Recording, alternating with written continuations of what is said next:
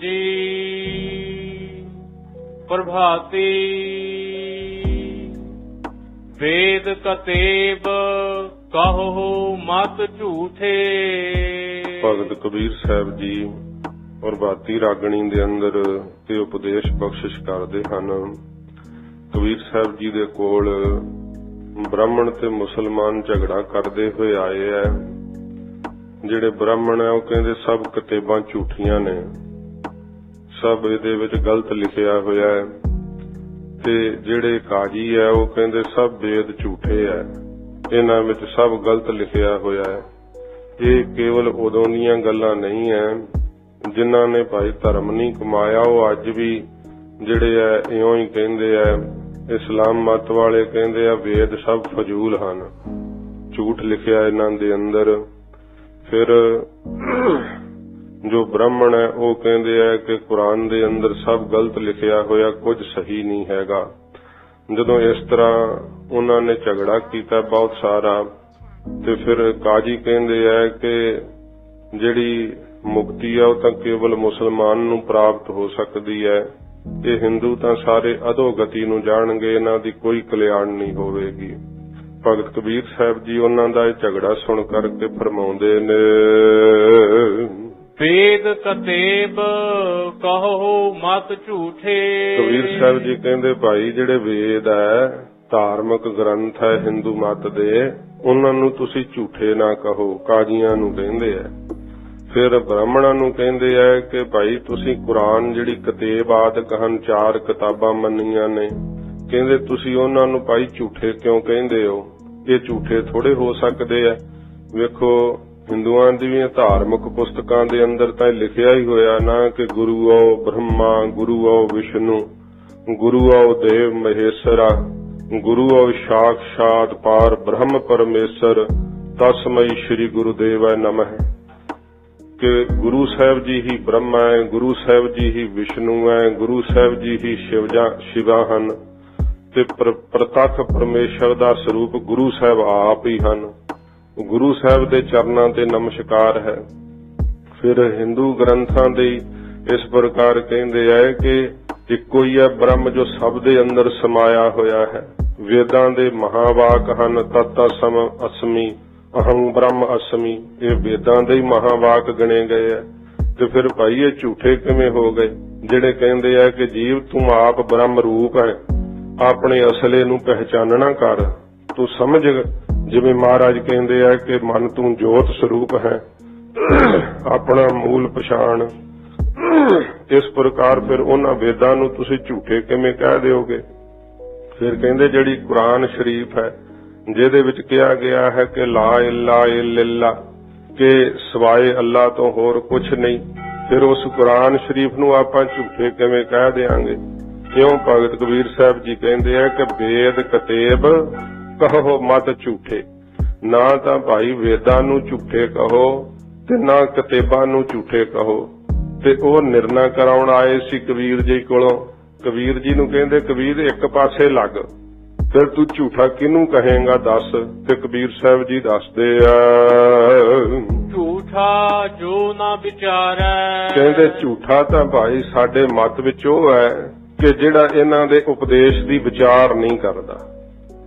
ਧਾਰਮਿਕ ਗ੍ਰੰਥ ਰਸਤੇ ਭਾਵੇਂ ਵੱਖਰੇ ਵੱਖਰੇ ਐ ਇਹਨਾਂ ਦੇ ਅੰਦਰ ਦੱਸੇ ਹੋਏ, ਪਰ ਪਰਮੇਸ਼ਰ ਦੀ ਪ੍ਰਾਪਤੀ ਦੇ ਸਥਾਨ ਤੇ ਤਾਂ ਸਾਰੇ ਇਕੱਠੇ ਹੀ ਹੋ ਜਾਂਦੇ ਹਨ। ਜਿੱਥੇ ਵੇਖੋ ਇਸਲਾਮ ਵਿੱਚ ਵੀ ਕਿਹਾ ਗਿਆ ਨਾ ਕਿ ਉਹ ਅੱਲਾ ਜਰਰੇ ਜਰਰੇ ਦੇ ਅੰਦਰ ਮੌਜੂਦ ਹੈ, ਉਸ ਦੇ ਜਲਵੇ ਤੋਂ ਹੀ ਸਾਰਾ ਇਹ ਜਿੰਨੀ ਕਾਇਨਾਤ ਹੈ ਪ੍ਰਕਾਸ਼ਮਾਨ ਹੈ। ਤੇ ਫਿਰ ਵੇਦਾਂ ਦੇ ਅੰਦਰ ਵੀ ਇਹ ਕਿਹਾ ਗਿਆ ਹੈ ਕਿ ਜਿਹੜਾ ਭਗਵਾਨ ਹੈ ਉਹਦੇ ਤੋਂ ਬਿਨਾਂ ਕੁਝ ਹੋਰ ਨਹੀਂ, ਉਹਦੀ ਹੀ ਜੋਤ ਸਭ ਥਾਵਾਂ ਤੇ ਸਮਾ ਰਹੀ ਹੈ। ਕਬੀਰ ਸਾਹਿਬ ਜੀ ਕਹਿੰਦੇ ਝੂਠਾ ਜੋ ਨਾ ਵਿਚਾਰੇ। ਜੇ ਝੂਠਾ ਉਹ ਹੈ ਜਿਹੜਾ ਇਸ ਦੇ ਸਿਧਾਂਤ ਦੀ ਵਿਚਾਰ ਨਹੀਂ ਕਰਦਾ। ਗ੍ਰੰਥ ਤਾਂ ਇਹ ਕਹਿੰਦੇ ਆ ਨਾ ਕਿ ਆਪਣੇ ਆਪੇ ਦੀ ਵਿਚਾਰ ਕਰ ਬਈ ਤੂੰ ਕੌਣ ਹੈ। ਸੱਚੇ ਪਾਤਸ਼ਾਹ ਜੀ ਵੀ ਬਾਣੀ ਦੇ ਅੰਦਰ ਕਹਿੰਦੇ ਆ ਨਾ ਕਿ ਭਾਈ ਸਿਮਰਤ ਵੇਦ ਪੁਰਾਣ ਪੁਕਾਰਨ ਪੋਥੀਆਂ, ਕੀ ਕਹਿੰਦੀਆਂ? ਨਾਮ ਬਿਨਾ ਸਭ ਕੂੜ ਗਾਲੀ ਹੋਛੀਆਂ।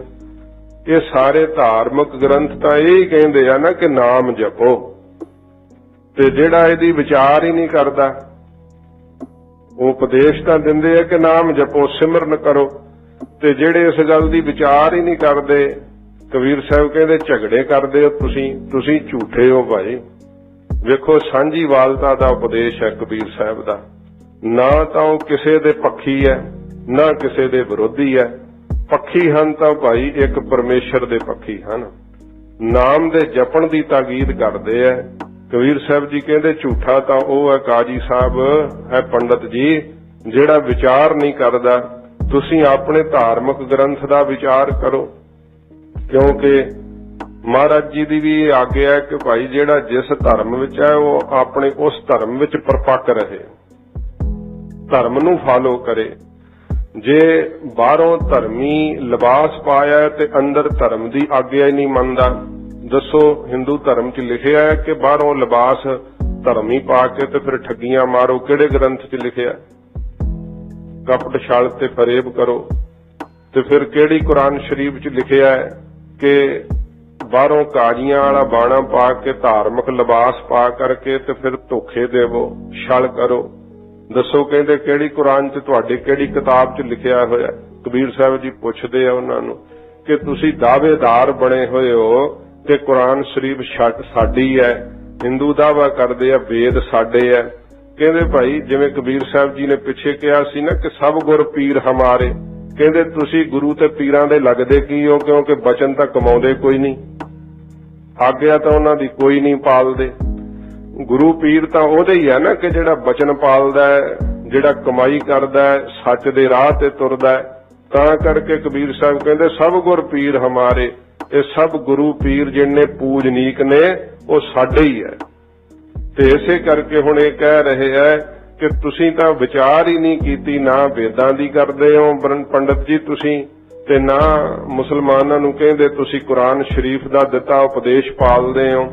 ਤੁਸੀਂ ਤਾਂ ਬਸ ਕੱਟੜਵਾਦ ਨੂੰ ਧਾਰਨ ਕੀਤਾ ਹੋਇਆ, ਪੜ੍ਹ ਕੇ ਕਮਾਇਆ ਤਾਂ ਹੈ ਨਹੀਂ। ਇਸ ਕਰਕੇ ਉਹ ਝੂਠਾ ਹੈ ਜਿਹੜਾ ਇਹਨਾਂ ਗ੍ਰੰਥਾਂ ਦੀ ਭਾਈ ਵਿਚਾਰ ਨਹੀਂ ਕਰਦਾ, ਉਪਦੇਸ਼ ਨੂੰ ਨਹੀਂ ਕਮਾਉਂਦਾ। ਤੁਸੀਂ ਗ੍ਰੰਥਾਂ ਨੂੰ ਝੂਠੇ ਜਿਹੜਾ ਉਹ ਨਾ ਕਹਿਣਾ ਕਰੋ। ਅੱਜ ਸਾਡੇ 'ਚ ਵੀ ਕਈ ਨਲਾਇਕ ਜੰਮੇ ਆ, ਉਹ ਸਾਧ ਸੰਗਤ ਜੀ ਜਿਹੜੇ ਕੀ ਕਰਦੇ ਆ ਕਿ ਗੁਰੂ ਸਾਹਿਬ ਜੀ ਦੇ ਲਿਖੀ ਬਾਣੀ ਨੂੰ ਹੀ ਕਹਿੰਦੇ ਆ ਕਿ ਹਜ਼ੂਰ ਦੀ ਬਾਣੀ ਨਹੀਂ ਹੋ ਸਕਦੀ। ਫਿਰ ਕਈ ਜਿਹੜੇ ਗ੍ਰੰਥ ਹਵਾਲਾ ਦਿੰਦੇ ਆ ਕਿ ਇਹ ਮਹਾਰਾਜ ਦੀ ਬਾਣੀ ਹੈ। ਕਈ ਇਤਿਹਾਸਕ ਗ੍ਰੰਥ ਜਿਵੇਂ ਭਾਈ ਮਨੀ ਸਿੰਘ ਸਾਹਿਬ ਦੇ ਵਕਤ ਦੇ, ਉਹ ਸਭ ਨੂੰ ਹੀ ਰੱਦ ਕਰੀ ਜਾਂਦੇ। ਫਿਰ ਸ੍ਰੀ ਗੁਰਪ੍ਰਤਾਪ ਸੂਰਜ ਗ੍ਰੰਥ ਦੀ ਕਥਾ ਵੇਖੋ ਤਕਰੀਬਨ ਸਾਡੇ ਸਾਰੇ ਮੁੱਖ ਅਸਥਾਨਾਂ ਤੇ ਹੁੰਦੀ ਹੈ ਸ਼ਾਮ ਦੇ ਵਕਤ, ਤੇ ਸ੍ਰੀ ਗੁਰਪ੍ਰਤਾਪ ਸੂਰਜ ਗ੍ਰੰਥ ਦੀਆਂ ਸਾਰੀਆਂ ਸਾਖੀਆਂ ਨੂੰ ਲੈ ਕਰਕੇ ਇੱਕ ਇੱਕ ਸਾਖੀ ਤੇ ਕਿੰਤੂ ਕੀਤਾ ਹੋਇਆ। ਤੇ ਦੁਨੀਆ ਦੇ ਅੰਦਰ ਹੋਰ ਵੀ ਧਰਮ ਹਨ ਤੇ ਬੜੇ ਵਿਕਸਿਤ ਤੇ ਅਮੀਰ ਦੇਸ਼ ਨੇ, ਉਹਨਾਂ ਕੋਲ ਧਰਮਾਂ ਕੋਲ ਆਪਣਾ ਰਾਜ ਵੀ ਹੈ। ਤੇ ਐਡੇ ਦੁਨੀਆ ਦੇ ਅੰਦਰ ਵੱਡੇ ਵੱਡੇ ਸਾਇੰਸਦਾਨ ਤੇ ਜੱਜ ਉਹਨਾਂ ਨੇ ਪੈਦਾ ਕੀਤੇ ਐ, ਪਰ ਆਪ ਦੇ ਧਰਮ ਤੇ ਕਦੇ ਉਹਨਾਂ ਕਿੰਤੂ ਨਹੀਂ ਕੀਤਾ। ਜਿਹੜਾ ਸਾਧ ਸੰਗਤ ਜੀ ਹੈ ਵੀ ਜਿਹੜੀਆਂ ਨਾ ਕਾਲਪਨਿਕ ਗੱਲਾਂ ਹਨ। ਸਾਡਾ ਇਤਿਹਾਸ ਤੇ ਇਹੋ ਜਿਹਾ ਜਿਹੜਾ ਲਹੂ ਦੇ ਨਾਲ ਧਰਤੀ ਦੀ ਛਾਤੀ ਤੇ ਲਿਖਿਆ ਹੋਇਆ, ਤੇ ਇਸ ਨੂੰ ਹੀ ਝੁਠਲਾਈ ਜਾਂਦੇ ਐ। ਇਸ ਕਰਕੇ ਜੋ ਗ੍ਰੰਥ ਹਨ ਉਹਨਾਂ ਨੂੰ ਸਾਧ ਸੰਗਤ ਜੀ ਝੂਠੇ ਨਹੀਂ ਕਹਿਣਾ ਚਾਹੀਦਾ। ਦੇਖੋ ਜੇ ਸ੍ਰੀ ਗੁਰਪ੍ਰਤਾਪ ਸੂਰਜ ਗ੍ਰੰਥ ਨੂੰ ਤੁਸੀਂ ਇਹ ਝੂਠਾ ਕਹੋਗੇ, ਗਲਤ ਕਹੋਗੇ, ਤੇ ਕਵੀ ਜੀ ਦੀ ਜ਼ਿੰਦਗੀ ਦੀ ਕਮਾਈ ਹੈ, ਜਿਨ੍ਹਾਂ ਨੇ ਗਰੀਬੀ ਵਿੱਚ ਰਹਿ ਕੇ ਵੀ ਸਤਿਗੁਰਾਂ ਜੀ ਦਾ ਇਤਿਹਾਸ ਲਿਖਿਆ। ਤੇ ਕੇਵਲ ਇਹ ਨਹੀਂ ਕਿ ਇਹ ਗੁਰਪ੍ਰਤਾਪ ਸੂਰਜ ਗ੍ਰੰਥ ਹੀ ਲਿਖਿਆ, ਕਵਿਰਾਜ ਜੀ ਨੇ ਹੋਰ ਵੀ ਬਹੁਤ ਸਾਰੇ ਗ੍ਰੰਥ ਭਾਸ਼ਾ ਵਿੱਚ ਲਿਖ ਦਿੱਤੇ। ਸੰਸਕ੍ਰਿਤ ਤੋਂ ਉਲਥਾ ਕਰਕੇ ਉਹਨਾਂ ਨੇ ਸਾਧ ਸੰਗਤ ਜੀ, ਜਿਵੇਂ ਪਿੱਛੇ ਜ਼ਿਕਰ ਆਇਆ ਸੀ, ਇੱਕ ਅਮਰਨਾਮੇ ਰਾਜਾ ਸੀ ਜਿਨੇ ਸਾਧ ਸੰਗਤ ਜੀ ਇੱਕ ਸ਼ਬਦਕੋਸ਼ ਬਣਾਇਆ ਸੀਗਾ, ਅਮਰਕੋਸ਼ ਉਸ ਦਾ ਨਾਮ ਸੀਗਾ। ਤੇ ਕਵਿਰਾਜ ਜੀ ਨੇ ਉਹ ਸੰਸਕ੍ਰਿਤ ਵਿੱਚ ਸੀਗਾ ਸਾਰਾ ਅਮਰਕੋਸ਼, ਉਹਨੂੰ ਉਲਥਾ ਕਰਕੇ ਕਵੀ ਜੀ ਨੇ ਉਹਨੂੰ ਪੰਜਾਬੀ ਦੇ ਵਿੱਚ ਸਾਧ ਸੰਗਤ ਜੀ ਦੇਸ਼ ਭਾਸ਼ਾ ਵਿੱਚ ਜਿਹੜਾ ਸੀ ਲਿਖਿਆ। ਐਡੇ ਵੱਡੇ ਵਿਦਵਾਨ ਤੇ ਉਹਨਾਂ ਦੀਆਂ ਕਈਆਂ ਹੋਈਆਂ ਗੱਲਾਂ ਨੂੰ ਝੱਟ ਨਿੰਦ ਦੇਣਾ, ਉਹਨਾਂ ਦੇ ਉਲਟ ਗੱਲ ਕਰ ਦੇਣੀ, ਤੇ ਆਪ ਭਾਵੇਂ ਬਾਜ਼ਾਰ ਮਾਈ ਸੇਵਾ ਚੋਂ 2 ਕਿਤਾਬਾਂ ਲੈ ਕੇ ਪੜ੍ਹੀਆਂ ਹੋਣ, ਤੇ ਉਹਨਾਂ ਕਿਤਾਬਾਂ ਨੂੰ ਹੀ ਪੜ੍ਹ ਕਰਕੇ ਫਿਰ ਨਿਰਣਾ ਦੇਣ ਲੱਗ ਪੈਂਦੇ ਆ। ਤੋ ਭਗਤ ਕਬੀਰ ਸਾਹਿਬ ਜੀ ਕਹਿੰਦੇ ਭਾਈ ਝੂਠਾ ਤੋ ਹੈ ਜਿਹੜਾ ਵਿਚਾਰ ਨਹੀਂ ਕਰਦਾ, ਵਿਚਾਰ ਕਰਨੀ ਚਾਹੀਦੀ ਹੈ।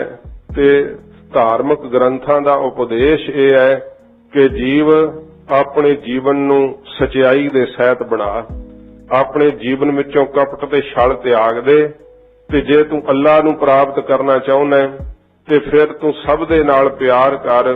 ਕਿਉਂਕਿ ਵੇਖੋ ਬਾਬਾ ਫਰੀਦ ਸਾਹਿਬ ਜੀ ਨੂੰ ਵੀ ਪੁੱਛਿਆ, ਫਰੀਦ ਜੀ ਕੋਈ ਐਸਾ ਉਪਦੇਸ਼ ਦਿਓ ਕਿ ਜਿਸ ਇੱਕ ਉਪਦੇਸ਼ ਨੂੰ ਹੀ ਕਮਾ ਕਰਕੇ ਸਾਡਾ ਭਲਾ ਹੋ ਜੇ। ਤੇ ਫਿਰ ਬਾਬਾ ਫਰੀਦ ਸਾਹਿਬ ਜੀ ਨੇ ਕਿਹਾ ਸੀ, ਫਰੀਦਾ ਇੱਕ ਫਿੱਕਾ ਨਾ ਗਾ ਲਾ, ਇੱਕ ਫਿੱਕਾ ਨਹੀਂ ਕਹਿੰਦੇ ਬੋਲਣਾ ਚਾਹੀਦਾ। ਤੇ ਜਿਹੜੇ ਭਾਈ ਸੁਭਾਅ ਹੀ ਇਹ ਬਣ ਗਿਆ ਕਿ ਜਦ ਬੋਲੇ ਤਾਂ ਫੀਕੇ, ਫਿਰ ਝੂਠੇ ਤੇ ਉਹ ਹੈ ਨਾ ਜਿਹੜੇ ਵਿਚਾਰ ਹੀ ਨਹੀਂ ਕਰਦੇ।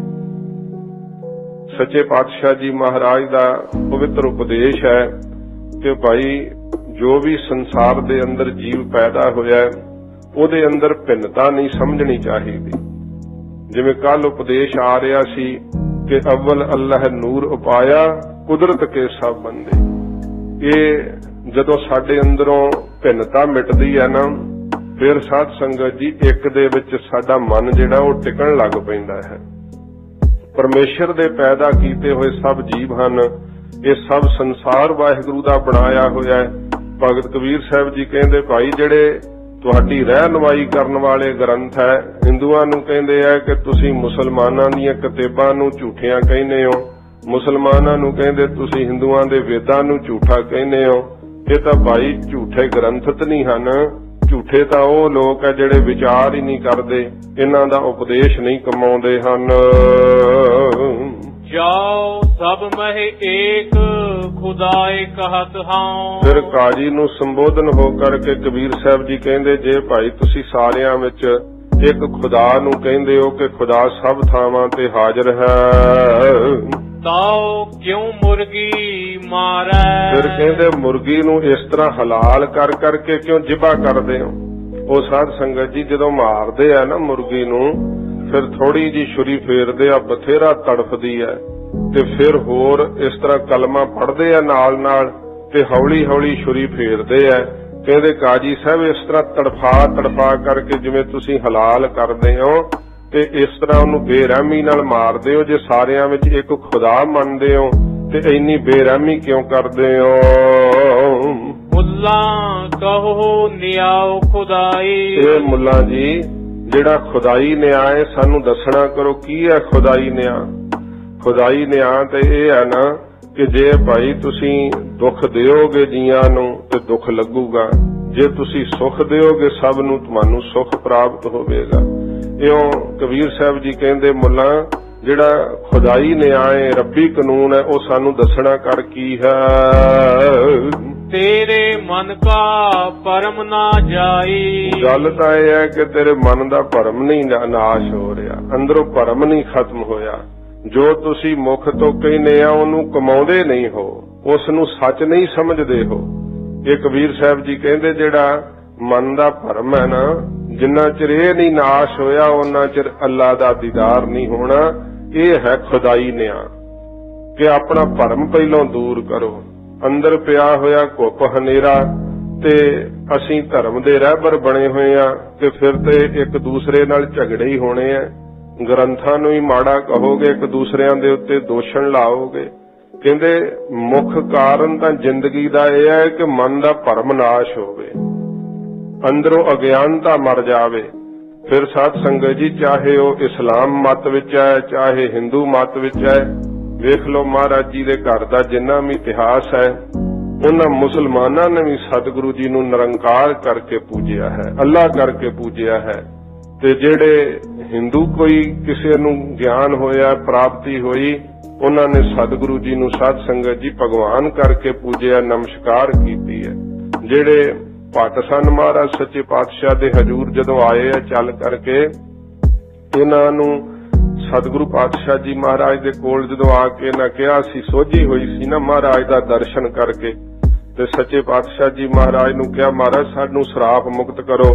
ਤੇ ਸਤਿਗੁਰੂ ਜੀ ਨੇ ਕਿਹਾ ਸੀ ਭੱਟ ਜਨੋ ਤੁਸੀਂ ਗੁਰੂ ਨਾਨਕ ਸਾਹਿਬ ਜੀ ਮਹਾਰਾਜ ਦੀ ਉਸਤਤ ਗਾਓ, ਤੁਸੀਂ ਸ਼ਰਾਪ ਮੁਕਤ ਹੋ ਜਾਓਗੇ। ਕਿਹਾ ਮਹਾਰਾਜ ਸਾਨੂੰ ਉਸਤਤ ਨਹੀਂ ਕਰਨੀ ਆਉਂਦੀ। ਫਿਰ ਮਹਾਰਾਜ ਗੁਰੂ ਅਰਜਨ ਦੇਵ ਸੱਚੇ ਪਾਤਸ਼ਾਹ ਜੀ ਨੇ ਆਪ ਗੁਰੂ ਨਾਨਕ ਸਾਹਿਬ ਜੀ ਮਹਾਰਾਜ ਦੇ ਉਸਤਤ ਦੇ ਸਵਈਏ ਜਿਹੜੇ ਸੀ ਉਚਾਰਨ ਕੀਤੇ। ਫਿਰ ਭੱਟ ਕਹਿੰਦੇ ਮਹਾਰਾਜ ਸਾਡਾ ਹੁਣ ਮੋਹ ਵੀ ਨਾਸ਼ ਕਰੋ। ਫਿਰ ਸੱਚੇ ਪਾਤਸ਼ਾਹ ਜੀ ਨੇ ਮੋਹ ਮਮਤਾ ਦੇ ਨਾਸ਼ ਕਰਨ ਵਾਸਤੇ ਮਹਾਰਾਜ ਬਾਣੀ ਉਚਾਰੀ। ਤੇ ਫਿਰ ਸਾਧ ਸੰਗਤ ਜੀ ਜਦੋਂ ਭੱਟਾਂ ਨੂੰ ਗਿਆਨ ਹੋਇਆ, ਜਦੋਂ ਗਿਆਨ ਪ੍ਰਾਪਤ ਹੋਇਆ ਤੇ ਮਹਾਰਾਜ ਗੁਰੂ ਅਰਜਨ ਦੇਵ ਸੱਚੇ ਪਾਤਸ਼ਾਹ ਜੀ ਨੇ ਪੁੱਛਿਆ ਭੱਟ ਜਨੋ ਤੁਸੀਂ ਗੁਰੂ ਨਾਨਕ ਸਾਹਿਬ ਜੀ ਮਹਾਰਾਜ ਨੂੰ ਹੁਣ ਕੀ ਕਰਕੇ ਵੇਖਿਆ, ਕੀ ਕਰਕੇ ਜਾਣਿਆ? ਤੇ ਉਹਨਾਂ ਭੱਟਾਂ ਨੇ ਕਿਹਾ ਸੀ ਕਿ ਜੋਤ ਰੂਪ ਹਰਿ ਆਪ ਗੁਰੂ ਨਾਨਕ ਕਹਾਇਓ। ਸਾਧ ਸੰਗਤ ਜੀ ਜਿਹਨੂੰ ਗਿਆਨ ਪ੍ਰਾਪਤ ਹੁੰਦਾ ਹੈ, ਜਿਹਦੇ ਭਰਮ ਦਾ ਹਨੇਰਾ ਨਾਸ਼ ਹੋ ਜਾਂਦਾ ਹੈ, ਉਹਨਾਂ ਨੇ ਸੱਚੇ ਪਾਤਸ਼ਾਹ ਜੀ ਮਹਾਰਾਜ ਨੂੰ ਪਰਮੇਸ਼ਰ ਰੂਪ ਜਾਣ ਕਰਕੇ ਨਮਸਕਾਰ ਕੀਤੀ ਹੈ। ਤੇ ਜੇ ਮਨ ਦੇ ਅੰਦਰ ਭਰਮ ਪਿਆ ਹੋਇਆ ਉਹ ਨਿਰਣਾ ਕੀ ਕਰ ਸਕਦਾ ਹੈ? ਜਿਹਨੇ ਅਜੇ ਤੱਕ ਇਹ ਹੀ ਨਹੀਂ ਨਿਰਣਾ ਕੀਤਾ ਕਿ ਪਰਮੇਸ਼ਰ ਸੱਚ ਹੈ ਤੇ ਜਗਤ ਅਸੱਚ ਹੈ, ਜਿਹੜਾ ਇਹ ਨਿਰਣਾ ਕਰੀ ਬੈਠਾ ਹੈ ਕਿ ਜਗਤ ਸੱਚਾ ਹੈ ਤੇ ਬਾਕੀ ਹੋਰ ਜਿਹੜਾ ਦਿਸਦਾ ਨਹੀਂ ਉਹ ਹੈ ਹੀ ਨਹੀਂ, ਜੇ ਇਹ ਗੱਲ ਮੰਨੀ ਬੈਠਾ ਹੈ, ਅੰਦਰ ਤਾਂ ਹਨੇਰ ਪਿਆ ਹੋਇਆ ਹੈ। ਕਬੀਰ ਸਾਹਿਬ ਜੀ ਨੇ ਵੀ ਕਿਹਾ ਨਾ ਕਿ ਬਾਹਰ ਦਿਸੈ ਚਾਨਣਾ ਦਿਲ ਅੰਧਿਆਰੀ ਰਾਤ, ਕਿ ਬਾਹਰ ਤਾਂ ਭਾਈ ਚਾਨਣ ਦੀ ਨਿਆਈ ਕੀ ਹੈ ਕਿ ਧਾਰਮਿਕ ਲਿਬਾਸ ਧਾਰਨ ਕੀਤਾ ਹੋਇਆ ਹੈ ਤੇ ਦਿਲ ਦੇ ਅੰਦਰ ਭਰਮ ਦਾ ਵਿਕਾਰਾਂ ਦਾ ਗੁੱਪ ਹਨੇਰਾ ਪਿਆ ਹੋਇਆ। ਕਹਿੰਦੇ ਮਨ ਦਾ ਭਰਮ ਨਹੀਂ ਜਿੰਨਾ ਚਿਰ ਜਾਂਦਾ, ਦੱਸੋ ਖੁਦਾਈ ਨਿਆਂ ਤੇ ਇਹ ਹੀ ਹੈ ਨਾ। ਜਨਮ ਤੇ ਇਸੇ ਕਰਕੇ ਪ੍ਰਾਪਤ ਹੋਇਆ ਨਾ ਕਿ ਇਸ ਜਨਮ ਦੇ ਅੰਦਰ ਬੰਦਗੀ ਕਰਕੇ, ਨਾਮ ਜਪ ਕਰਕੇ ਅੱਲਾਹ ਨੂੰ, ਭਗਵਾਨ ਨੂੰ ਪ੍ਰਾਪਤ ਕਰੀਏ, ਮਨੁੱਖਤਾ ਦੀ ਸੇਵਾ ਕਰੀਏ, ਭਲੇ ਕਰਮ ਕਰੀਏ। ਇਸੇ ਕਰਕੇ ਜਨਮ ਪ੍ਰਾਪਤ ਹੋਇਆ ਕਿ ਜਾਂ ਧਰਮ ਦੇ ਨਾਂ ਤੇ ਤੁਹਾਨੂੰ ਲੜਾਈਆਂ ਤੇ ਡਾਂਗਾ ਸੋਟੇ ਚਲਾਉਣ ਨੂੰ ਜਨਮ ਪ੍ਰਾਪਤ ਹੋਇਆ। ਅੱਜ ਵੀ ਰਾਜਨੀਤਿਕ ਲੋਕ ਲਾਹਾ ਇਹੀ ਲੈਂਦੇ ਆ, ਜਦੋਂ ਦੁਨੀਆ ਨੂੰ ਲੜਾਉਣ ਦਾ ਕੋਈ ਕਾਰਨ ਨਹੀਂ ਨਾ ਲੱਭਦਾ ਤੇ ਸਾਧ ਸੰਗਤ ਜੀ ਉਹ ਇਸੇ ਤਰ੍ਹਾਂ ਦੇ ਹੀ ਜਿਹੜੇ ਆ ਨਾ ਉਹ ਕਾਰਨ ਵਰਤਾਉਂਦੇ ਆ। ਵੇਖੋ ਕੋਈ ਵੀ ਮਨੁੱਖ ਹੈ ਨਾ ਸੰਸਾਰ ਦਾ, ਸੱਚਖੰਡ ਸ੍ਰੀ ਹਰਿਮੰਦਰ ਸਾਹਿਬ ਸਭ ਲਈ ਅਦਭੁਤ ਥਾਂ ਹੈ, ਸਤਿਕਾਰ ਵਾਲੀ ਉਹ ਪਵਿੱਤਰ ਜਗ੍ਹਾ ਹੈ। ਤੇ ਵੇਖੋ ਉੱਥੇ ਜੇ ਕੋਈ ਤਮਾਕੂ ਜਾ ਕਰਕੇ ਸੁੱਟੇਗਾ, ਇਸ ਦਾ ਅਰਥ ਹੈ ਕਿ ਉਹ ਭਾਈ ਕਿਸੇ ਵੀ ਧਰਮ ਨਾਲ ਸੰਬੰਧ ਨਹੀਂ ਰੱਖਦਾ। ਫਿਰ ਜਿਹੜੇ ਰਾਜਨੀਤਿਕ ਲੋਕ ਸੀ, ਇਧਰੋਂ ਸਿੱਖ ਭੜਕ ਜਾਣ ਇਸ ਤਰ੍ਹਾਂ ਦੇ ਕਾਰਜ ਕਰਨੇ, ਆਪ ਹੀ ਉਹਨਾਂ ਨੇ ਗਊ ਆਦਿਕ ਦਾ ਕੋਈ ਸਿਰ ਵੱਢ ਕੇ ਮੰਦਿਰਾਂ 'ਚ ਸਟਾ ਦੇਣਾ ਤੇ ਨਾਮ ਸਿੱਖਾਂ ਦਾ ਲੱਗੇ। ਇਸ ਤਰ੍ਹਾਂ ਦੀਆਂ ਹਰਕਤਾਂ ਕਰਨੀਆਂ। ਪਰ ਸੱਚੇ ਪਾਤਸ਼ਾਹ ਜੀ ਮਹਾਰਾਜ ਵੇਖੋ ਆਪਣੇ ਸਿੱਖਾਂ ਨੂੰ ਇਹ ਉਪਦੇਸ਼ ਦਿੱਤਾ ਹੈ ਕਿ ਭਾਈ ਇਸ ਰਾਹ ਤੇ ਚੱਲਣਾ ਜਿੱਥੇ ਸਿੱਖ ਆਪਣੇ ਧਰਮ ਵਿੱਚ ਪਰਪੱਕ ਰਹਿੰਦੇ ਆ, ਉਹ ਦੂਸਰੇ ਵੀ ਧਰਮ ਦਾ ਕਦੇ ਨਿਰਾਦਰ ਨਹੀਂ ਕਰਦੇ। ਜਿੰਨੇ ਵੀ ਧਾਰਮਿਕ ਗ੍ਰੰਥ ਹਨ, ਸੱਚੇ ਪਾਤਸ਼ਾਹ ਜੀ ਮਹਾਰਾਜ ਨੇ ਸਭ ਦਾ ਸਤਿਕਾਰ ਕਰਨ ਦੀ ਸਾਨੂੰ ਸਿੱਖਿਆ ਦਿੱਤੀ ਹੈ ਤੇ ਹਜ਼ੂਰ ਨੇ ਆਗਿਆ ਇਹ ਕੀਤੀ ਹੈ ਕਿ ਭਾਈ ਨਾਮ ਜਪ ਕਰਕੇ ਆਪਣੇ ਅੰਦਰੋਂ ਅਗਿਆਨਤਾ ਦੇ ਹਨੇਰੇ ਨੂੰ ਨਾਸ਼ ਕਰਨਾ। ਚੰਗੀ ਚੀਜ਼ ਕਿਤੋਂ ਵੀ ਪ੍ਰਾਪਤ ਹੁੰਦੀ ਉਸ ਨੂੰ ਗ੍ਰਹਿਣ ਕਰ ਲਓ। ਸਾਂਝ ਕੀਜੈ ਗੁਣਹਿ ਕੇਰੀ ਛਾੜ ਅਵਗਣ ਚੱਲੀ ਹੈ। ਜਿਹੜੇ ਔਗਣ ਹਨ ਉਹਨਾਂ ਦਾ ਤਿਆਗ ਕਰ ਦਿਓ, ਗੁਣਾਂ ਨੂੰ ਗ੍ਰਹਿਣ ਕਰ ਲਵੋ। ਤੇ ਜੇ ਤੁਸੀਂ ਇਸ ਪ੍ਰਕਾਰ ਆਪਣੀ ਜ਼ਿੰਦਗੀ ਦੇ ਅੰਦਰ ਆਪਣਾ ਸੁਭਾਅ ਹੀ ਇਹੋ ਜਿਹਾ ਢਾਲ ਲਵੋਗੇ ਤੇ ਫਿਰ ਕੀ ਹੁੰਦਾ ਹੈ, ਜਦੋਂ ਦੋਖ ਦ੍ਰਿਸ਼ਟੀ ਦਿਸਣ ਲੱਗ ਪਵੇ ਨਾ, ਫਿਰ ਕਿੰਨੇ ਵੀ ਗੁਣ ਹੋਣ ਨਾ ਕਿਸੇ ਵਿੱਚ, ਫਿਰ ਸਾਧ ਸੰਗਤ ਜੀ ਔਗਣ ਹੀ ਦਿਸਦੇ ਆ, ਔਗਣਾਂ ਵਾਲੀ ਨਿਗਾਹ ਜਾਂਦੀ ਹੈ।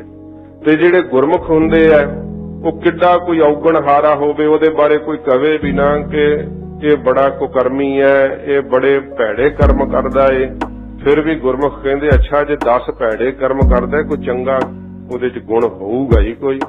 ਉਹ ਚੰਗਾ ਗੁਣ ਵੇਖਦੇ ਆ, ਔਗਣਾਂ ਦਾ ਤਿਆਗ ਕਰ ਦਿੰਦੇ ਆ।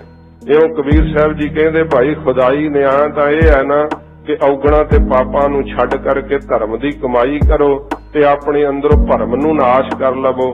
ਭਰਮ ਨਾਸ਼ ਹੋਵੇਗਾ, ਆਪੇ ਪਤਾ ਚੱਲ ਜਾਣਾ ਕਿ ਧਰਮ ਤਾਂ ਕੋਈ ਵੀ ਮਾੜਾ ਨਹੀਂ ਹੁੰਦਾ। ਆਪ ਦੇ ਧਰਮ 'ਚ ਪਰਪੱਕ ਰਹਿ ਕਰਕੇ ਜਿਹੜੀ ਸਿੱਖਿਆ ਕਮਾਉਣੀ ਹੈ ਉਹਦੇ ਨਾਲ ਹੀ ਭਰਮ ਜਿਹੜਾ ਨਾਸ਼ ਹੁੰਦਾ ਹੈ। ਰਹਾਉ ਵਿਸ਼ਰਾਮ ਦੇ ਕੇ ਫਰਮਾਉਂਦੇ ਹਨ, ਪਕਰ ਜੀਓ ਆਨਿਆ ਦੇਹ ਬਿਨਾਸੀ। ਫਿਰ ਕਹਿੰਦੇ ਆ ਕਾਜੀ ਤੇ ਮੁੱਲਾਂ ਦੇ ਤਾਈ ਕਹਿੰਦੇ ਆ ਪਕੜ ਜੀਓ ਆਨਿਆ, ਤੁਸੀਂ ਜੀਵ ਨੂੰ ਪਕੜ ਕਰਕੇ ਲੈ ਆਉਨੇ ਹੋ। ਉਹਦੀ ਦੇਹ ਦੇ ਤਾਈਂ ਵਿਨਾਸ਼ ਕਰ ਦਿੰਦੇ ਹੋ, ਭਾਵ ਉਹਦੀ ਕੁਰਬਾਨੀ ਕਹਿੰਦੇ ਅੱਲਾ ਨੂੰ ਅਸੀਂ ਦਿੰਦੇ ਹਾਂ। माटी काओ बिस्मिल किया। ਤੇ ਉਹ ਤੇ ਸਰੀਰ ਤਾਂ ਮਿੱਟੀ ਹੈ, ਉਹਨੂੰ ਤੁਸੀਂ ਬਿਸਮਿਲ ਕਰਦੇ ਹੋ। ਬਿਸਮਿਲ ਹੁੰਦਾ ਹੈ ਸ਼ੁਰੂ ਕਰਨਾ। ਤੇ ਸਾਧ ਸੰਗਤ ਜੀ ਉਹ ਜਿਵੇਂ ਇਹ ਕਹਿੰਦੇ ਆ ਅੱਲਾ ਦਾ ਨਾਮ ਸ਼ੁਰੂ ਕਰਨਾ, ਤੇ ਇਹਨਾਂ ਨੇ ਨਾਮ ਹੀ ਜਿਹੜਾ ਹੈ ਨਾ ਬਿਸਮਿਲ ਗਲੇ ਕੱਟਣ ਦਾ ਨਾਮ ਰੱਖ ਲਿਆ। ਹੁਣ ਕਹਿੰਦੇ ਆ ਉਹ ਕਹਾਵਤ ਬਣ ਗਈ ਆ ਨਾ, ਕੋਈ ਕਿਸੇ ਦਾ ਗਲਾ ਕੱਟਣ ਨੂੰ ਕਹਿੰਦੇ ਕਰਦਾ ਤੇਰਾ ਬਿਸਮਿਲ੍ਲਾ, ਪੜਦਾ ਤੇਰਾ ਬਿਸਮਿਲ੍ਲਾ, ਉਹ ਇਸੇ ਤਰ੍ਹਾਂ ਹੀ ਬਣਾ ਲਿਆ। ਤੋ ਕਹਿੰਦੇ ਇਸ ਪ੍ਰਕਾਰ ਕਬੀਰ ਸਾਹਿਬ ਜੀ ਕਹਿੰਦੇ ਤੁਸੀਂ ਜੀਵ ਨੂੰ ਇਸ ਪ੍ਰਕਾਰ ਜਦੋਂ ਮਾਰਦੇ ਹੋ ਤੇ ਬੜਾ ਹੀ ਕੋਹ ਕੇ ਸਾਧ ਸੰਗਤ ਜੀ ਉਹਨੂੰ ਮਾਰਦੇ ਆ, ਬੜਾ ਜ਼ੁਲਮ ਢਾਉਂਦੇ ਆ। ਇਸ ਪ੍ਰਕਾਰ ਕਹਿੰਦੇ ਆ ਮਾਟੀ ਕੋ ਫਿਰ ਪੜੋ, माटी काओ बिस्मिल किया। ਮਿੱਟੀ ਦੇ ਤਾਈਂ ਸਰੀਰ ਜਿਹੜਾ ਇਹਨੂੰ ਮਿੱਟੀ ਮੰਨਦੇ ਆ ਨਾ, ਕਿਉਂਕਿ ਖਾਕ ਤੋਂ ਬਣਿਆ ਤੇ ਖਾਕ ਹੀ ਹੋ ਜਾਣਾ ਹੈ। ਇਸ ਪ੍ਰਕਾਰ ਕਹਿੰਦੇ ਮਿੱਟੀ ਨੂੰ ਭਾਈ ਤੁਸੀਂ ਬਿਸਮਿਲ ਕਰਦੇ, ਉਹਦੇ ਤੇ ਕਲਮਾ ਪੜ੍ਹ ਕੇ ਕੋਹ ਕੇ ਮਾਰਦੇ, ਹਲਾਲ ਕਰਦੇ ਹੋ।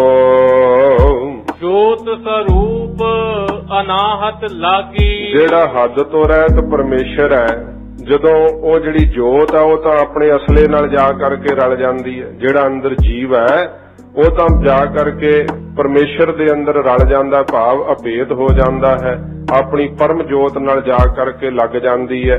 ਤੇ ਫਿਰ ਜਿਹੋ ਜੀ ਕਿਸੇ ਦੀ ਵਾਸ਼ਨਾ ਹੁੰਦੀ ਹੈ, ਆਪਣੀ ਵਾਸ਼ਨਾ ਅਨੁਸਾਰ ਸਾਧ ਸੰਗਤ ਜੀ ਜੀਵ ਉਧਰ ਨੂੰ ਲੱਗ ਜਾਂਦੇ ਆ। ਜਿਸ ਤਰ੍ਹਾਂ ਦੀ ਕੋਈ ਵਾਸ਼ਨਾ ਹੁੰਦੀ ਹੈ ਨਾ ਜੀਵ ਦੇ ਅੰਦਰ, ਮਰਨ ਲੱਗਿਆ ਜਾਂ ਜਿਉਂਦਿਆਂ ਜਿਹੋ ਜੀ ਭਾਵਨਾ ਬਣੀ ਰਹਿੰਦੀ ਹੈ, ਮਰਨ ਤੋਂ ਬਾਅਦ ਸਾਧ ਸੰਗਤ ਜੀ ਉਧਰ ਨੂੰ ਹੀ ਜੀਵ ਜਿਹੜਾ ਉਹ ਚਲਿਆ ਜਾਂਦਾ ਹੈ। ਜਿਹੜਾ ਸੂਖਸ਼ਮ ਸਰੀਰ ਹੁੰਦਾ ਨਾ, ਉਹਨੂੰ ਹੀ ਅੱਗੇ ਹੋਰ ਜਿਹੜਾ ਇਹ ਮਿੱਟੀ ਰੂਪੀ ਜਿਹੜਾ ਪੰਜਾਂ ਤੱਤਾਂ ਦਾ ਬਣਿਆ ਹੋਇਆ ਸਰੀਰ ਉਹ ਪ੍ਰਾਪਤ ਹੋ ਜਾਂਦਾ ਉਹਦੀ ਵਾਸ਼ਨਾ ਦੇ ਮੁਤਾਬਕ। ਕਿਉਂਕਿ ਬਾਣੀ ਦੇ ਅੰਦਰ ਵੇਖੋ ਇਹ ਸਤਸੰਗੀ ਸੁਣਦੇ ਆ, ਉਹਨਾਂ ਨੂੰ ਇਸ ਗੱਲ ਦਾ ਭੇਦ ਰਹਿੰਦਾ ਹੈ। ਸੱਚੇ ਪਾਤਸ਼ਾਹ ਜੀ ਮਹਾਰਾਜ ਆਪਣੀ ਬਾਣੀ ਦੇ ਅੰਦਰ ਭਗਤ ਤਰਲੋਚਨ ਜੀ ਦੀ ਰਸਨਾ ਤੋਂ ਜਿੱਥੇ ਕਹਿੰਦੇ ਆ ਕਿ ਅੰਤ ਕਾਲ ਜੇ ਲక్ష్ਮੀ ਸਿਮਰੈ, ਐਸੀ ਚਿੰਤਾ ਮਹਿ ਜੇ ਮਰੈ, ਸਰਪ ਜੋਨ ਵਲ ਵਲ ਅਵਤਰੈ। ਉਥੇ ਫਿਰ ਸੱਪ ਦੀ ਜੂਨ ਚ ਬਾਰ-ਬਾਰ ਪਊਗਾ ਜੇ ਇਹ ਮਰਨ ਲੱਗਿਆ ਇੱਛਾ ਰਹੀ। ਇਹ ਸਾਰੀਆਂ ਇੱਛਾਵਾਂ ਉਥੇ ਹੋਰ ਵੀ ਗਿਣੀਆਂ ਹੋਈਆਂ। ਅੰਤ ਕਾਲ ਜੇ ਇਸਤਰੀ ਸਿਮਰੈ, ਐਸੀ ਚਿੰਤਾ ਮਹਿ ਜੇ ਮਰੈ, ਵੇਸਵਾ ਜੋਨ ਵਲ ਵਲ ਅਵਤਰੈ। ਜੇ ਫਿਰ ਕਈ ਵਾਰੀ ਇਹ ਹੁੰਦਾ ਇੱਛਾ ਕਿ ਪੁੱਤਰ ਨਹੀਂ ਪ੍ਰਾਪਤ ਹੋਇਆ, ਤੇ ਫਿਰ ਭਗਤ ਤਰਲੋਚਨ ਜੀ ਕਹਿੰਦੇ ਅੰਤ ਕਾਲ ਜੇ ਲੜਕੇ ਸਿਮਰੇ, ਐਸੀ ਚਿੰਤਾ ਮਹਿ ਜੇ ਮਰੈ, ਸੂਕਰ ਜੋਨ ਵਲ ਵਲ ਅਵਤਰੈ। ਫਿਰ ਜੇ ਇੱਛਾ ਹੋਵੇ ਵੱਡਾ ਘਰ ਹੋਣਾ ਚਾਹੀਦਾ ਸੀ, ਅੰਤ ਕਾਲ ਜੇ ਮੰਦਰ ਸਿਮਰੈ, ਐਸੀ ਚਿੰਤਾ ਮਹਿ ਜੇ ਮਰੈ, ਪ੍ਰੇਤ ਜੋਨ ਵਲ ਵਲ ਅਵਤਰੈ। ਕਿ ਬਾਰ-ਬਾਰ ਆਊਗਾ। ਜਿਹੜਾ ਸੂਖਸ਼ਮ ਸਰੀਰ ਆ ਉਹ ਤਾਂ ਉਧਰ ਨੂੰ ਤੁਰ ਪਿਆ, ਉਹ ਤਾਂ ਚੱਲ ਪਿਆ ਆਪਣੀ ਮੰਜ਼ਿਲ ਵੱਲ ਨੂੰ। ਤੇ ਫਿਰ ਸਾਧ ਸੰਗਤ ਜੀ ਭਗਤ ਜੀ ਨੂੰ ਇਹ ਪੁੱਛਿਆ ਕਿ ਭਗਤ ਜੀ ਜੇ ਨਾਮ ਚੇਤੇ ਆਵੇ, ਅੰਤ ਕਾਲ ਨਾਰਾਇਣ ਸਿਮਰੈ, ਐਸੀ ਚਿੰਤਾ ਮਹਿ ਜੇ ਮਰੈ, ਬਦਤ ਤਰਲੋਚਨ ਤੇ ਨਰ ਮੁਕਤਾ, ਪੀਤੰਬਰ ਵਾਕੈ ਹਿਰਦੈ ਬਸੈ। ਕਹਿੰਦੇ ਭਾਈ ਉਹ ਤਾਂ ਫਿਰ ਜੋਤ ਅਨਾਹਤ ਲੱਗੀ, ਜਿਹੜਾ ਹੱਦ ਤੋਂ ਰਹਿਤ ਪਰਮੇਸ਼ਰ ਹੈ ਉਹਦੇ ਵਿੱਚ ਜਾ ਲੱਗਦੀ ਹੈ, ਉਹ ਤਾਂ ਪਰਮੇਸ਼ਰ ਦੇ ਵਿੱਚ ਹੀ ਅਭੇਦ ਹੋ ਜਾਂਦਾ ਹੈ। ਕਹੋ ਹਲਾਲ ਕਿਆ ਕੀਆ। ਕਾਜੀ ਸਾਹਿਬ, ਮੁੱਲਾ ਸਾਹਿਬ ਦੱਸੋ ਤੁਸੀਂ ਹਲਾਲ ਕਿਹਨੂੰ ਕੀਤਾ? ਫਿਰ ਉਹ ਤਾਂ ਜੀਵ ਤਾਂ ਵਿੱਚੋਂ ਉਡਾਰੀ ਮਾਰ ਗਿਆ, ਉਹ ਤਾਂ ਚਲੇ ਗਿਆ। ਅੱਜ ਵੀ ਜਦੋਂ ਸਾਧ ਸੰਗਤ ਜੀ ਇਹ ਕਈ ਇਉਂ ਸਿੰਘ ਵਿਖਾਉਂਦੇ ਹੁੰਦੇ ਆ, ਜਦੋਂ ਉੱਥੇ ਕਿਤੇ ਉਹਨਾਂ ਦੇ ਕੋਈ ਕਾਬੂ ਉਹਨਾਂ ਦਾ ਰਿਪੋਰਟਰ ਆ ਜਾਂਦਾ ਤੇ ਉਹ ਆਪਣੀਆਂ ਆਇਤਾਂ ਪੜ੍ਹਦੇ ਹੋਏ ਹੌਲੀ ਹੌਲੀ ਛੁਰਾ ਪਕੜ ਕੇ ਤੇ ਉਹ ਗਲਾ ਕੱਟ ਦਿੰਦੇ ਆ, ਫਿਰ ਥੋੜਾ ਕੱਟਦੇ ਆ, ਫਿਰ ਪੜ੍ਹਦੇ ਆ, ਫਿਰ ਕੱਟਦੇ ਆ, ਫਿਰ ਪੜ੍ਹਦੇ ਆ, ਇਸ ਤਰ੍ਹਾਂ ਕੋਹ ਕੇ ਮਾਰਦੇ ਆ। ਕਹਿੰਦੇ ਦੱਸੋ ਭਾਈ ਤੁਸੀਂ ਹਲਾਲ ਕਿਹਨੂੰ ਕੀਤਾ ਫਿਰ? ਕਿਉਂਕਿ ਜਿਹੜੀ ਅੰਦਰ ਜੋਤ ਸੀਗੀ ਉਹ ਤਾਂ ਆਪਣੇ ਅਸਲੇ ਨਾਲ ਜਾ ਕਰਕੇ ਜੁੜ ਗਈ ਹੈ, ਉੱਥੇ ਅਭੇਦ ਹੋ ਗਈ ਹੈ। ਕਿਆ ਊਜੂ ਪਾਕ ਕੀਆ ਮੋਹ ਧੋਇਆ। ਕਹਿੰਦੇ ਅੰਦਰ ਤਾਂ ਤੁਹਾਡੇ ਚਾਨਣ ਨਹੀਂ ਹੋਇਆ, ਕਰਮ ਇਹੋ ਜਿਹੇ ਕਰ ਰਹੇ ਹੋ, ਕਿਸੇ ਦੇ ਧਾਰਮਿਕ ਗ੍ਰੰਥ ਨੂੰ ਬੁਰਾ ਕਹਿ ਰਹੇ ਹੋ, ਤੇ ਮਨ ਦੇ ਅੰਦਰ ਤੁਹਾਡੇ ਇਹ ਹੈ ਕਿ ਹਿੰਦੂ ਸਾਰੇ ਜਿਹੜੇ ਆ ਕਾਫਰ ਹੁੰਦੇ ਆ, ਇਹਨਾਂ ਨੂੰ ਪਕੜੋ ਤੇ ਮੁਸਲਮਾਨ ਬਣਾਓ, ਨਹੀਂ ਕੋਈ ਬਣਦਾ ਤੇ ਉਹਦਾ ਕਤਲ ਕਰ ਦਿਓ, ਉਹਨੂੰ ਮਾਰ ਦਿਓ। ਇਹੋ ਜੀ ਤੁਹਾਡੀ ਜਿਹੜੀ ਹੈ ਮਨਸ਼ਾ ਹੈ। ਤੋ ਜਿਹੜੇ ਬਾਹਰੀ ਕਰਮ ਤੁਸੀਂ ਕਰਦੇ ਆ ਫਿਰ ਪੜੋ। ਕਹਿੰਦੇ ਹਨ ਕਬੀਰ ਸਾਹਿਬ, ਕਿਆ ਊਜੂ ਪਾਕ ਕੀਆ ਮੋਹ ਧੋਇਆ। ਕਹਿੰਦੇ ਕੀ ਹੋ ਗਿਆ ਜੇ ਉਜੂ ਕਰ ਲਿਆ। ਜਿਹੜਾ ਮਸਜਿਦ ਦੇ ਬਾਹਰ ਸਾਧ ਸੰਗਤ ਜੀ ਥੋੜਾ ਪਾਣੀ ਹੁੰਦਾ ਚਬੱਚੇ ਨੂੰ ਬਣਾਇਆ ਹੁੰਦਾ, ਉਹਦੇ ਦੁਆਲੇ ਦੁਆਲੇ ਥੋੜੀਆਂ ਬਹਿਣ ਨੂੰ ਚੌਂਕੀਆਂ ਜੀਆਂ ਬਣੀਆਂ ਹੁੰਦੀਆਂ ਹਨ, ਤੇ ਉਹਦੇ ਵਿੱਚ ਬਾਹਰ ਬੈਠ ਕਰਕੇ ਉਸ ਪਾਣੀ ਨੂੰ ਬੜਾ ਪਵਿੱਤਰ ਮੰਨਦੇ ਆ। ਤੇ ਉਸਥੇ ਕਰਦੇ ਇਉਂ ਹੈ ਕਿ ਮੂੰਹ ਧੋਂਦੇ ਆ, ਠੋਡੀ ਤੋਂ ਮਸਤਕ ਤੋਂ ਲੈ ਕੇ ਕੰਨਾਂ 'ਚ ਉਂਗਲਾਂ ਫੇਰਦੇ ਆ, ਕੂਣੀਆਂ ਤੱਕ ਬਾਹਾਂ ਧੋਂਦੇ ਆ, ਗੁਪਤ ਅੰਗਾਂ ਦੋਹਾਂ ਤੇ ਗੁਦਾ ਤੇ ਇੰਦਰੀ ਨੂੰ ਵੀ ਉੱਥੇ ਹੀ ਧੋਂਦੇ ਆ, ਪਾਣੀ ਲਾਉਂਦੇ ਆ, ਤੇ ਗੋਡਿਆਂ ਤੱਕ ਸਾਧ ਸੰਗਤ ਜੀ ਪਾਣੀ ਨਾਲ ਫਿਰ ਉੱਥੇ ਪੈਰ ਧੋਂਦੇ ਆ। ਇਹਨੂੰ ਉਜੂ ਕਿਹਾ ਜਾਂਦਾ ਹੈ। ਇਸ ਪ੍ਰਕਾਰ ਕਹਿੰਦੇ ਆ ਜੇ ਤੁਸੀਂ ਉਜੂ ਕਰਦੇ ਹੋ ਫਿਰ ਪੜੋ, ਕਿਆ ਊਜੂ ਪਾਕ ਕੀਆ ਮੋਹ ਧੋਇਆ। ਕੀ ਹੋ ਗਿਆ ਜੇ ਉੱਥੇ ਮੂੰਹ ਧੋ ਲਿਆ। ਉਜੂ ਕਰਕੇ ਤੁਸੀਂ ਕਹਿੰਦੇ ਅਸੀਂ ਪਾਕ ਹੋ ਗਏ, ਪਵਿੱਤਰ ਹੋ ਗਏ। ਤੇ ਇਹ ਮਹਾਰਾਜ ਤਾਂ ਸਾਨੂੰ ਭਾਈ ਇਹ ਸਿੱਖਿਆ ਦਿੱਤੀ ਹੈ ਕਿ ਜਦੋਂ ਤੁਸੀਂ ਕਿਰਿਆ ਕਰਦੇ ਆ ਉਦੋਂ ਵੀ ਜਿੰਨਾ ਵੱਧ ਤੋਂ ਵੱਧ 5 ਵਾਰੀ ਘੱਟੋ ਘੱਟ ਆਪਣੇ ਹੱਥ ਜਿਹੜੇ ਉਹ ਜਲ ਨਾਲ ਸਾਫ਼ ਕਰਨੇ ਚਾਹੀਦੇ ਆ। ਵਹਿੰਦਾ ਜਲ ਜਿਹੜਾ ਪਵਿੱਤਰ ਹੁੰਦਾ ਹੈ, ਤੋ ਜਿਵੇਂ ਜਿਵੇਂ ਪ੍ਰਬੰਧ ਅੱਜ ਕੱਲ ਬਦਲ ਗਏ ਆ, ਪਰ ਜਿਹੜਾ ਥੋੜਾ ਜਲ ਹੋਵੇ ਨਾ ਇੱਕੇ ਥਾਂ ਤੇ ਖਲੋਤਾ, ਬਹੁਤੇ ਜਲ ਨੂੰ ਤਾਂ ਪਵਿੱਤਰ ਮੰਨਿਆ ਜਾਂਦਾ। ਜਿਵੇਂ ਖੂਹ ਦਾ ਜਲ ਕੱਢਦੇ ਰਹੀਏ ਉਹਦੇ ਵਿੱਚ ਥੱਲੋਂ ਹੋਰ ਸਵੱਛ ਜਲ ਨਿਕਲਦਾ ਹੀ ਆਉਂਦਾ ਹੈ, ਥੱਲੇ ਸੋਮਾ ਹੁੰਦਾ ਜਲ ਦਾ। ਜੇ ਖੂਹ ਦਾ ਜਲ ਵੀ ਵਰਤਣੋਂ ਹਟ ਜਾਓ ਨਾ ਤੇ ਉੱਥੋਂ ਕੋਈ ਵਰਤੇ ਨਾ, ਫਿਰ ਉਹ ਸਾਧ ਸੰਗਤ ਜੀ ਉਹ ਵੀ ਖਰਾਬ ਹੋ ਜਾਂਦਾ, ਉਹ ਵੀ ਬਦਮੋਹ ਮਾਰਨ ਲੱਗ ਜਾਂਦਾ ਹੈ। ਇਸ ਪ੍ਰਕਾਰ ਕਹਿੰਦੇ ਆ ਕਿ ਜਿਹੜਾ ਭਾਈ ਤੁਸੀਂ ਇਹ ਉਜੂ ਕਰਦੇ ਆ, ਉਜੂ ਉੱਥੇ ਹੀ ਉਹ ਸਾਰੇ ਗੁਪਤੰਗ ਵੀ ਧੋਂਦੇ ਆ, ਪੈਰ ਵੀ, ਹੱਥ ਮੂੰਹ ਉੱਥੇ ਹੀ ਧੋਂਦੇ ਆ, ਤੇ ਆਪਣੇ ਆਪ ਨੂੰ ਪਾਕ ਪਵਿੱਤਰ ਮੰਨਦੇ ਹੋ। ਕਹਿੰਦੇ ਚਲੋ ਇਹ ਧਰਮ ਦਾ ਕਰਮ ਮੰਨਿਆ ਤੁਹਾਡਾ, ਅਸੀਂ ਇਹ ਕਿੰਤੂ ਨਹੀਂ ਕਰਦੇ, ਪਰ ਕਹਿੰਦੇ ਕੀ ਹੋ ਗਿਆ ਜੇ ਉੱਥੇ ਉਜੂ ਕਰ ਲਿਆ ਤੇ ਮੂੰਹ ਧੋ ਲਿਆ। ਕਿਆ ਮਸੀਤ ਸਿਰ ਲਾਇਆ। ਤੇ ਕੀ ਹੋ ਗਿਆ ਮਸਜਿਦ ਦੇ ਅੱਗੇ ਵਿਛਾ ਕੇ ਮਸੱਲਾ ਤੇ ਬਹੁਤ ਸਾਰਾ ਸਿਰ ਲਾਤਾ, ਕਿੰਨੀ ਵਾਰੀ ਸਿਜਦੇ ਕਰ ਲਏ। ਜੋ ਦਿਲ ਮਹਿ ਕਪਟ ਨਿਵਾਜ ਗੁਜ਼ਾਰਹੁ। ਪਰ ਜੇ ਦਿਲ ਦੇ ਅੰਦਰ ਕਪਟੀ ਰੱਖਿਆ ਹੋਇਆ, ਛਾਲੀ ਰੱਖਿਆ ਹੋਇਆ ਕਿ ਹਿੰਦੂ ਹੋਰ ਨੇ, ਇਹ ਕਾਫਰ ਨੇ, ਇਹਨਾਂ ਨੂੰ ਮਾਰੋ, ਖਿੰਝ ਲਓ, ਖੱਪ ਲਓ, ਇਹ ਤਾਂ ਮਨੁੱਖ ਹੀ ਨਹੀਂ ਹਨ, ਉਹਨਾਂ ਨੂੰ ਤਾਂ ਪਸ਼ੂਆਂ ਤੋਂ ਵੀ ਭੈੜੇ ਸਮਝਦੇ ਹੋ, ਤੇ ਕਪਟ ਇੰਨਾ ਵੱਡਾ ਭਰਿਆ ਹੋਇਆ, ਦੱਸੋ ਫਿਰ ਉਜੂ ਕਰਨ ਨਾਲ ਕੀ ਹੋਊਗਾ, ਬਾਹਰੋਂ ਮੂੰਹ ਧੋਣ ਨਾਲ ਕੀ ਹੋਊਗਾ। ਸਤਿਗੁਰੂ ਜੀ ਨੇ ਉੱਥੇ ਇੰਨਾ ਹੀ ਸਾਧ ਸੰਗਤ ਜੀ ਪ੍ਰਕਰਣਾਂ ਨੂੰ ਰੱਖ ਕਰਕੇ ਮਹਾਰਾਜ ਨੇ ਕਿਹਾ ਕਿ ਸਾਧ ਭਲੇ ਅਣਨਾਤੇ ਆ, ਚੋਰ ਸੇ ਚੋਰਾ ਚੋਰ। ਤੇ ਕਈ ਇਉਂ ਲਾ ਲੈਂਦੇ ਅੱਛਾ ਅਸੀਂ ਸਾਧ ਆ, ਸਾਨੂੰ ਕੀ ਲੋੜ ਆ ਨਹਾਉਣ ਦੀ। ਫਿਰ ਮਹਾਰਾਜ ਉੱਥੇ ਵੀ ਸੱਚੇ ਪਾਤਸ਼ਾਹ ਨੇ ਪ੍ਰਕਰਣ ਰੱਖ ਕੇ ਉਪਦੇਸ਼ ਦਿੱਤਾ ਹੈ। ਮਹਾਰਾਜ ਨੇ ਕਿਹਾ ਕਿ ਜਲ ਕੇ ਮੱਜਨ ਜੇ ਗਤ ਹੋਵੇ, ਨਿਤ ਨਿਤ ਮੇਂਢਕ ਨਹਾਵੇ।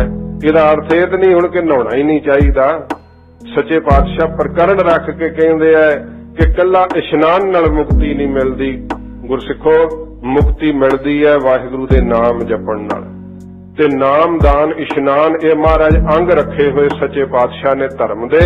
ਸਤਿਗੁਰੂ ਜੀ ਦੇ ਉਪਦੇਸ਼ ਤੋਂ ਸੇਧ ਲੈਣੀ ਚਾਹੀਦੀ ਹੈ, ਨਾ ਕਿ ਕਈ ਹੁੰਦੇ ਆ ਉਦਮੀ ਤਾਂ ਹੁੰਦੇ ਨਹੀਂ, ਆਪਣਾ ਜੀਵਨ ਆਲਸੀ ਹੁੰਦਾ ਤੇ ਠੰਡ ਚ ਅੰਮ੍ਰਿਤ ਵੇਲੇ ਨਹਾਉਣ ਤੋਂ ਆਲਸ ਕਰਦੇ ਹੋਏ ਕਹਿੰਦੇ ਵੇਖੋ ਮਹਾਰਾਜ ਆਖਿਆ ਸਾਧ ਭਲੇ ਅਣਨਾਤੇ ਆ, ਆਪੇ ਆਪਣੇ ਆਪ ਨੂੰ ਸਾਧ ਬਣ ਬੈਠਦੇ। ਤੇ ਇਸ ਤਰ੍ਹਾਂ ਸਾਧ ਸੰਗਤ ਜੀ ਇਹ ਨਹੀਂ ਲਾਉਣਾ ਚਾਹੀਦਾ। ਫਰਮਾਉਂਦੇ ਹਨ ਕਬੀਰ ਸਾਹਿਬ, ਫਿਰ ਪੜੋ, ਜੋ ਦਿਲ ਮਹਿ ਕਪਟ ਨਿਵਾਜ ਗੁਜ਼ਾਰਹੁ। ਜੇ ਦਿਲ ਦੇ ਅੰਦਰ ਕਪਟੀ ਹੈ, ਛਾਲੀ ਹੈ, ਤੇ ਫਿਰ ਕੀ ਕਹਿੰਦੇ ਨਮਾਜ਼ ਗੁਜ਼ਾਰ ਰਹੇ ਹੋ, ਨਮਾਜ਼ ਕੀ ਪੜ ਰਹੇ ਹੋ। ਕਿਆ ਹਜ ਕਾਬੇ ਜਾਇਆ। ਕਾਬੇ ਦੀ ਹੱਜ ਵੀ ਜਾ ਆਇਆ, ਤੇ ਫਿਰ ਕੀ ਹੋ ਗਿਆ ਜੇ ਕਾਬੇ ਦੀ ਹੱਜ ਵੀ ਕਰ ਲਈ ਹੈ, ਮੱਕੇ ਜਾ ਕੇ ਸਿਜਦੇ ਕਰ ਲਏ ਹੈ, ਪਰ ਅੰਦਰ ਤਾਂ ਉਹੋ ਹੀ ਮੈਲ ਭਰੀ ਹੋਈ ਹੈ, ਉਹੋ ਜਿਹਾ ਕਪਟ ਹੈ, ਉਹੋ ਜਿਹਾ ਚਿੱਤ ਛਲੀਆ ਹੈ। ਸੱਚੇ ਪਾਤਸ਼ਾਹ ਮਹਾਰਾਜ ਆਪਣੀ ਬਾਣੀ ਦੇ ਅੰਦਰ ਭਗਤ ਕਬੀਰ ਸਾਹਿਬ ਦੇ ਮੁਖ ਤੋਂ ਵੀ ਬਹੁਤ ਵਾਰੀ ਇਹ ਉਪਦੇਸ਼ ਕਹਿੰਦੇ ਆ ਕਿ ਭਾਈ ਜੇ ਨਹੀਂ ਆਪਣੇ ਮਨ ਤੋਂ ਦਿਲ ਦੀ ਸਫਾਈ ਨਾਲ ਕਮਾਈ ਕੀਤੀ ਤੇ ਬਾਹਰੀ ਸਾਰੇ ਕਰਮ ਜਿਹੜੇ ਆ ਸਾਧ ਸੰਗਤ ਜੀ ਉਹ ਫਿੱਕੇ ਪੈ ਜਾਂਦੇ ਆ, ਕਰਮ ਕਾਂਡ ਬਣ ਜਾਂਦੇ ਆ। ਇੱਕ ਦਿਲ ਦੀ ਪ੍ਰੀਤ ਚਾਹੀਦੀ ਹੈ ਮਹਾਰਾਜ ਦੇ ਨਾਲ, ਫਿਰ ਬਾਹਰੀ ਕਰਮ ਵੀ ਜਿਹੜੇ ਉਹ ਸਾਰੇ ਸਫਲੇ ਹੋ ਜਾਂਦੇ ਆ। ਤੋ ਕਬੀਰ ਸਾਹਿਬ ਜੀ ਕਹਿੰਦੇ ਕੀ ਹੋ ਗਿਆ, ਕਾਬੇ ਦੀ ਹੱਜ ਵੀ ਕਰ ਆਇਆ, ਉਜੂ ਵੀ ਬੜੇ ਨਿਯਮ ਨਾਲ ਕਰਦਾ, ਸਿਜਦੇ ਵੀ ਬਹੁਤ ਸਾਰੇ ਕਰਦਾ, ਪਰ ਦਿਲ ਦੇ ਅੰਦਰ ਤਾਂ ਕਪਟ ਭਰਿਆ ਹੋਇਆ ਹੈ। ਦਿਲ ਦੇ ਅੰਦਰ ਤਾਂ ਬਹੁਤ ਸਾਰੀ ਵਿਕਾਰਾਂ ਦੀ ਮੈਲ ਭਰੀ, ਉਹ ਨਹੀਂ ਕਦੇ ਦੂਰ ਕੀਤੀ। ਤੂੰ ਨਾ ਪਾਕ ਪਾਕ ਨਹੀਂ ਸੂਝਿਆ।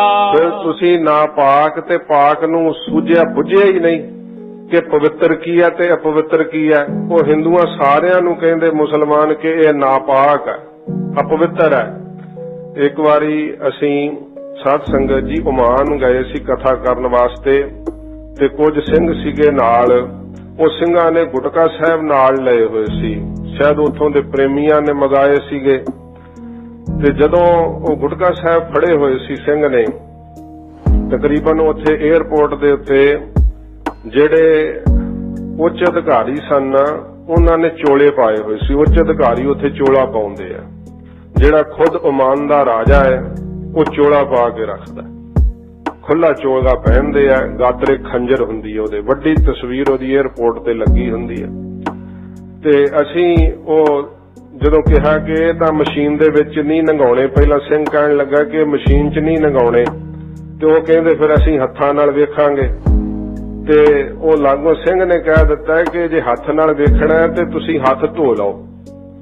ਉਹ ਗੁੱਸੇ ਆ ਗਿਆ, ਕਹਿੰਦਾ ਅਸੀਂ ਪਾਕ ਮੁਸਲਮਾਨ, ਮੈਨੂੰ ਹੱਥ ਧੋਣ ਦੀ ਲੋੜ ਨਹੀਂ, ਕਹਿੰਦਾ ਮੈਂ ਤਾਂ ਪਾਕ ਮੁਸਲਮਾਨ ਆ। ਉਹ ਇਹ ਮੰਨਦੇ ਆ ਕਿ ਮੁਸਲਮਾਨ ਪਾਕ ਹੁੰਦਾ, ਪਵਿੱਤਰ ਹੁੰਦਾ, ਤੇ ਬਾਕੀ ਨਾਪਾਕ ਹੁੰਦੇ ਆ। ਫਿਰ ਉੱਥੇ ਆਫੀਸਰ ਸੀਗਾ, ਉਸਨੇ ਕਿਹਾ ਕਿ ਇਹ ਜਿਵੇਂ ਅਸੀਂ ਕੁਰਾਨ ਸ਼ਰੀਫ ਸਮਝਦੇ ਆ ਇਸ ਤਰ੍ਹਾਂ ਇਹਨਾਂ ਦੀ ਇਹ ਬਾਣੀ ਇਹ ਸਮਝਦੇ ਆ। ਫਿਰ ਉਹਨਾਂ ਨੇ ਕਿਹਾ ਕਿ ਅਸੀਂ ਇੱਕ ਸਾਫ਼ ਜਿਹੜਾ ਉਹ ਟੋਕਰੀ ਲਿਆਉਨੇ ਆ, ਤੁਸੀਂ ਉਹਦੇ 'ਚ ਰੱਖ ਦਿਓ ਤੇ ਮਸ਼ੀਨ 'ਚ ਹੀ ਲੰਘਾ ਦਿੰਨੇ ਆ। ਫਿਰ ਉਹ ਸਾਫ਼ ਉਹ ਟੋਕਰੀ ਦੇ ਵਿੱਚ ਦੀ ਮਸ਼ੀਨ ਦੇ ਵਿੱਚ ਦੀ ਲੰਘਾਏ, ਚਲੋ ਉਹਨਾਂ ਦੀ ਤਸੱਲੀ ਹੋ ਗਈ। ਪਰ ਉਹ ਆਪਣੇ ਆਪ ਨੂੰ ਇਹ ਹੀ ਸਮਝਦੇ ਆ ਕਿ ਅਸੀਂ ਪਾਕ ਆ, ਪਵਿੱਤਰ ਆ, ਤੇ ਬਾਕੀ ਜਿਹੜੇ ਆ ਉਹਨਾਂ ਨੂੰ ਉਹ ਪਾਕ ਨਹੀਂ, ਸ਼ੁੱਧ ਨਹੀਂ ਮੰਨਦੇ। ਪਰ ਕਬੀਰ ਸਾਹਿਬ ਜੀ ਕਹਿੰਦੇ ਆ ਕਿ ਭਾਈ ਤੁਸੀਂ ਇਸ ਗੱਲ ਨੂੰ ਜਾਣਿਆ ਹੀ ਨਹੀਂ ਕਿ ਪਾਕ ਕੀ ਹੈ ਤੇ ਨਾਪਾਕ ਕੀ ਹੈ, ਪਵਿੱਤਰ ਕੀ ਹੈ ਤੇ ਅਪਵਿੱਤਰ ਕੀ ਹੈ। ਇਸ ਗੱਲ ਨੂੰ ਤੁਸੀਂ ਬੁੱਝਿਆ ਹੀ ਨਹੀਂ, ਸੂਝਿਆ ਹੀ ਨਹੀਂ, ਸਮਝ ਹੀ ਨਹੀਂ ਕੀਤੀ ਹੈ। ਕਹਿੰਦੇ ਪਾਕ ਤਾਂ ਹੈ ਅੱਲਾ ਦਾ ਨਾਮ, ਤੇ ਅਪਵਿੱਤਰ ਹੈ ਸਾਰੇ ਇਹ ਪਾਪ ਜਿਹੜੇ ਜੀਵ ਕਰਦਾ ਹੈ। ਦਿਲ ਦੇ ਅੰਦਰ ਜਿਹੜਾ ਕਪਟ ਹੈ ਨਾ, ਜਿਹੜੀ ਮੈਲ ਹੈ, ਉਹ ਹੋਣੇ ਕਰਕੇ ਜੀਵ ਅਪਵਿੱਤਰ ਹੈ। ਤੇ ਜੇ ਅੱਲਾ ਦੀ ਪ੍ਰਾਪਤੀ ਵਾਲਾ ਹੈ, ਅੱਲਾ ਦੇ ਪ੍ਰੇਮ ਵਾਲਾ ਹੈ, ਤੇ ਉਹ ਪਵਿੱਤਰ ਹੈ, ਚਾਹੇ ਕੋਈ ਵੀ ਹੋਵੇ। ਇਸ ਤਰ੍ਹਾਂ ਕਹਿੰਦੇ ਤੂੰ ਕਾਜੀ ਨਾਪਾਕ ਅਪਵਿੱਤਰ ਨੂੰ ਅਤੇ ਪਾਕ ਪਵਿੱਤਰ ਨੂੰ ਸੂਝਿਆ ਹੀ ਨਹੀਂ, ਸਮਝਿਆ ਹੀ ਨਹੀਂ ਹੈ ਕਿ ਕੀ ਹੈ। ਇਸ ਦਾ ਮਰਮ ਨਾ ਜਾਣਿਆ। ਇਸ ਗੱਲ ਦਾ ਮਰਮ ਜਿਹੜਾ ਭੇਦ ਹੈ ਨਾ, ਉਹ ਤੈਂ ਨਹੀਂ ਜਾਣਨਾ ਕੀਤਾ। ਵੇਖੋ ਬਾਹਰੋਂ ਸਰੀਰ ਦੀ ਸੁਚਮਤਾ ਵੀ ਰੱਖਣੀ ਤੇ ਅੰਦਰੋਂ ਮਨ ਦੀ ਸੁਚਮਤਾ ਸੱਚੇ ਪਾਤਸ਼ਾਹ ਦੇ ਸ਼ਬਦ ਨਾਲ ਰੱਖਣੀ। ਇਹ ਮਹਾਰਾਜ ਸਾਨੂੰ ਆਗਿਆ ਕੀਤੀ ਹੈ। ਤੇ ਬਾਹਰੋਂ ਵੀ ਜਿਹੜਾ ਵਿਹਾਰ ਰੱਖਣਾ ਉਹ ਵੀ ਸੁੱਚਾ ਰੱਖਣਾ, ਵਸਤਰ ਵੀ ਢੰਗ ਦੇ ਪਹਿਨਣੇ, ਕਿਉਂਕਿ ਮਨ ਨੂੰ ਕਿੰਨੇ ਕੁ ਤਰੀਕਿਆਂ ਨਾਲ ਝੂਠ ਲੱਗਦੀ ਹੈ। ਅੱਖੀ ਸੂਤਕ ਵੇਖਣਾ, ਪਰ ਤ੍ਰੈ ਪਰ ਧਨ ਰੂਪ, ਕੰਨੀ ਸੂਤਕ ਕੰਨ ਪੈ ਲਾਏ ਤਬਾਰੀ ਖਾਏ। ਕਿੰਨੀ ਝੂਠ ਲੱਗਦੀ ਜੇ ਚੁਗਲੀ ਸੁਣੇ, ਕਿੰਨੀ ਝੂਠ ਲੱਗਦੀ ਹੈ ਜੇ ਵਕਾਰਾਂ ਕਰਕੇ ਪਰ ਇਸਤਰੀ ਦਾ ਰੂਪ ਤੱਕੇ, ਕਿੰਨੀ ਝੂਠ ਲੱਗਦੀ ਹੈ ਜੇ ਰਸਨਾ ਕਰਕੇ ਭੈੜੇ ਗੰਦੇ ਸ਼ਬਦ ਬੋਲੇ। ਤਾਂ ਇਹ ਝੂਠ ਲੱਗਦੀ ਹੈ ਮਨ ਨੂੰ, ਅਪਵਿੱਤਰ ਹੈ ਭਾਈ ਇਹ ਸਾਰੀਆਂ ਚੀਜ਼ਾਂ। ਤੇ ਕਬੀਰ ਸਾਹਿਬ ਜੀ ਕਹਿੰਦੇ ਮਰਮ ਭੇਦ ਜਾਣਿਆ ਹੀ ਨਹੀਂ, ਇਸ ਗੱਲ ਨੂੰ ਸਮਝਿਆ ਹੀ ਨਹੀਂ। ਬਸ ਇਹੀ ਸਮਝ ਛੱਡਿਆ ਕਿ ਅਸੀਂ ਹੀ ਪਾਕ ਮੁਸਲਮਾਨ ਆ, ਬਾਕੀ ਸਭ ਜਿਹੜੇ ਆ ਉਹ ਅਪਵਿੱਤਰ ਹਨ, ਦੋਜਕਾਂ ਨੂੰ ਜਾਣਗੇ। ਇਸ ਗੱਲ ਦੇ ਕਹਿੰਦੇ ਅਸਲ ਵਿੱਚ ਭੇਦ ਨੂੰ ਨਹੀਂ ਤੂੰ ਕਾਜੀ ਸਾਹਿਬ ਜਾਣਿਆ ਮੁੱਲਾ ਜੀ, ਇਹ ਭੇਦ ਮਰਮ ਜਿਹੜਾ ਨਾ ਇਸ ਨੂੰ ਨਹੀਂ ਬੁੱਝਿਆ ਹੈ। ਕਹੇ ਕਬੀਰ ਪਿਸਤ ਤੇ ਚੂਕਾ।